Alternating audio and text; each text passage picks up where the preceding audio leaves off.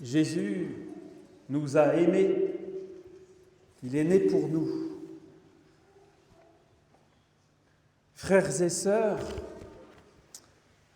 vu la divine beauté de l'événement que nous avons vécu il y a seulement 10 jours, il fallait s'attendre à ce que l'on cherche à se joindre à nous, même au prix d'un long voyage. Jésus était né dans un gymnase à Bethléem, et voici que des mages venus d'Orient arrivèrent à Jérusalem, qui n'est pas loin de Bethléem en Judée. Ils demandèrent où est le roi des Juifs qui vient de naître. Ceci inaugure l'accomplissement des prophéties telles que celle d'Isaïe que nous venons d'entendre. Les nations marcheront vers ta lumière, vers toi viendront les richesses des nations.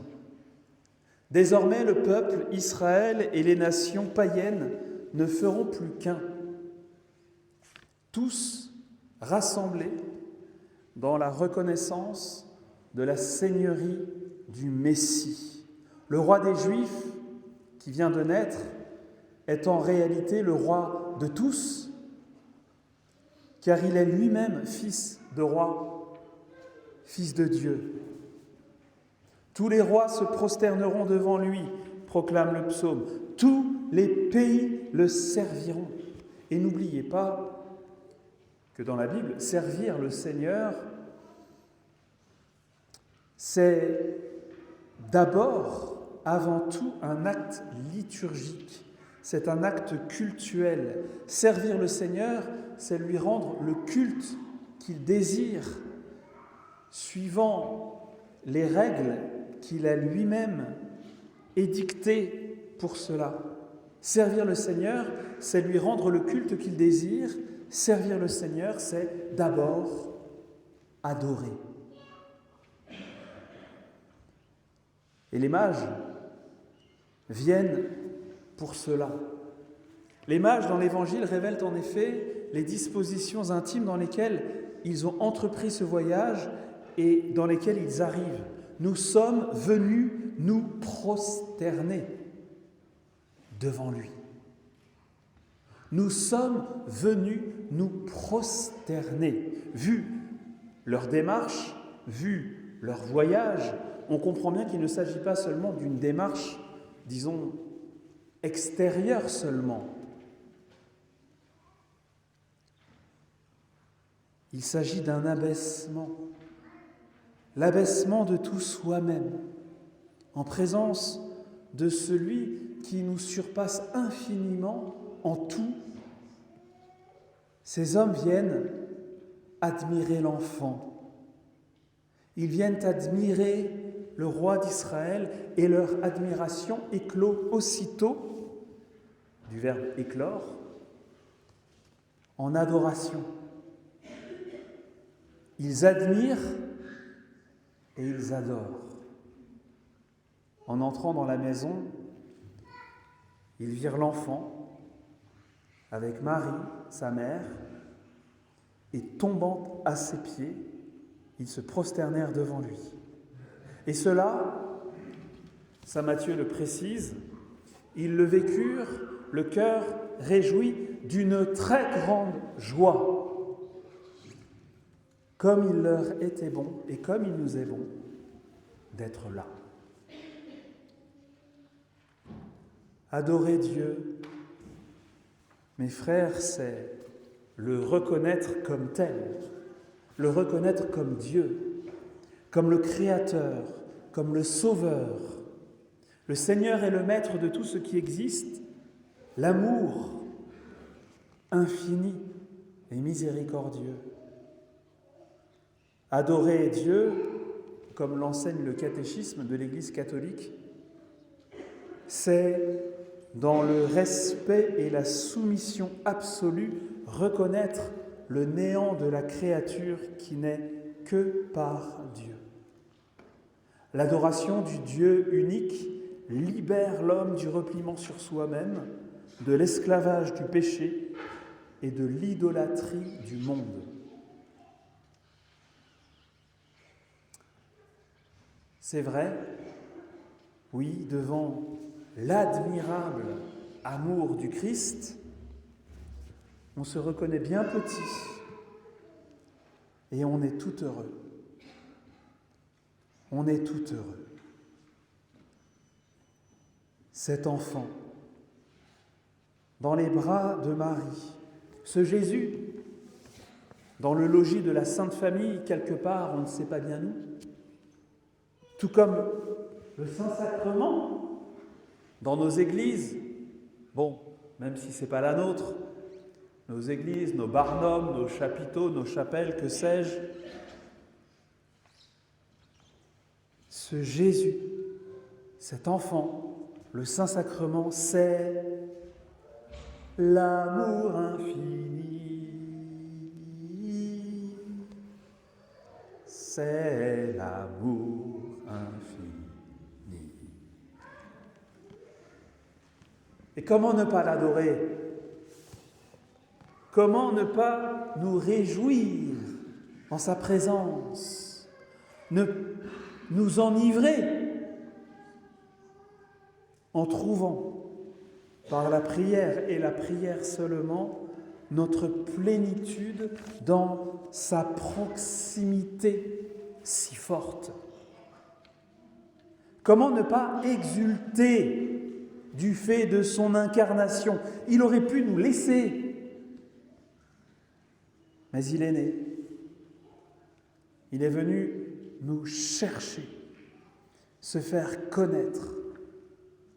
Comme l'écrivait saint François de Sales, « Oh, qu'il fait bon avec lui, où que ce soit, même dans une étable.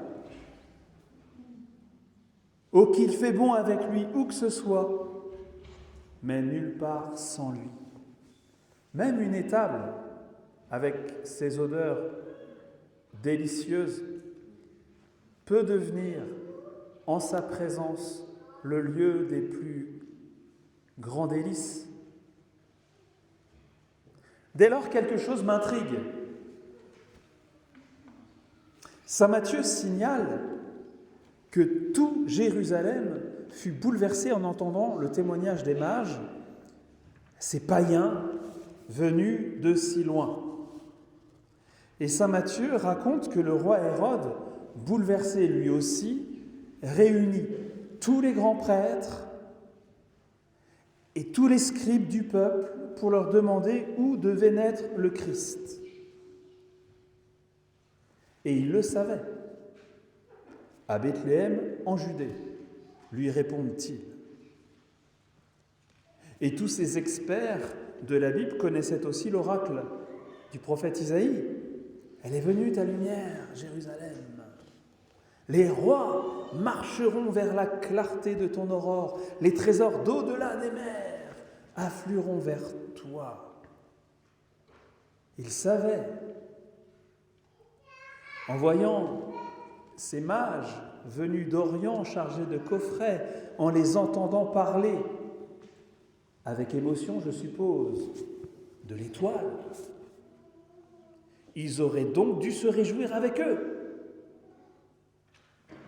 emboîter leurs pas et les suivre jusqu'à Jésus et se laisser aller avec eux au bonheur d'adorer l'homme, Dieu, qui nous aime et qui nous a fait. Qu'Hérode soit resté replié sur lui-même, on comprend, mais que les grands prêtres et les scribes soient restés immobiles. Quel mystère! Ils sont restés immobiles. Pour eux, rien n'a changé. Et allez savoir, peut-être que la joie des mages, la joie de ces nouveaux convertis aura augmenté leur aigreur. L'aigreur, c'est vous savez, cette mauvaise humeur qui se traduit par des remarques désobligeantes et fielleuses. L'aigreur, Jésus devenu adulte, il sera personnellement et constamment exposé. Alors que,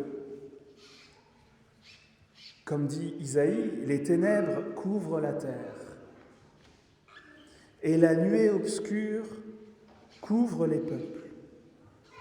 L'arrivée massive de nouveaux convertis dans les églises, les barnums, les chapiteaux, les chapelles, que sais-je, doit nous réjouir et nous entraîner. Nous voyons en live la grâce être donnée, Dieu agir. Quelle espérance! Ce sont nos enfants, ce sont vos enfants.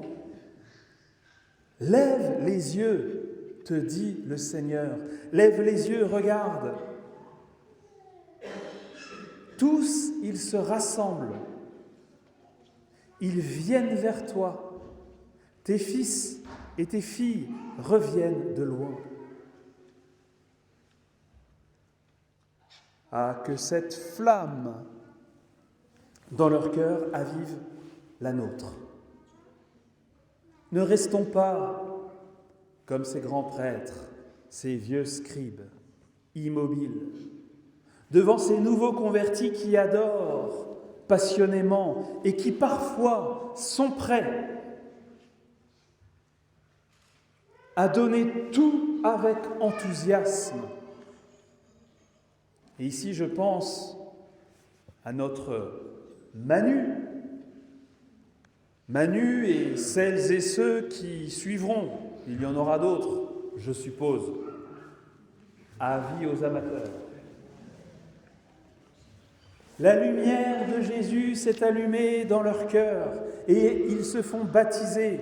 Ils font leur première communion, leur confirmation. Ils se marient, ils se confessent. Dans toute la France. Parfois après des dizaines d'années d'errance, ou pire. Leur euphorie est belle, pourvu qu'elle dure, qu'ils persévèrent. Ils sont généreux, ils rayonnent la joie fraternelle, une joie inconnue du monde, apparemment impossible, mais non. Ils parlent de Jésus avec amour et, ô comble du comble, ils parlent de Jésus comme s'il était vivant. Et pour cause. Et nous, les vieux grands prêtres et scribes, experts, nous resterions sur la touche, le visage sombre. Nous nous priverions délibérément, bêtement, de la joie de l'épiphanie, de cette épiphanie que l'Esprit Saint actualise, rend vivante dans notre paroisse, notre église, nos barnums, nos chapiteaux, nos chapelles, que sais-je. Oh non, non, non, non. Laissons-nous entraîner. Et dites-le à ceux qui ne sont pas là, aux grands prêtres et aux scribes de notre chapelle.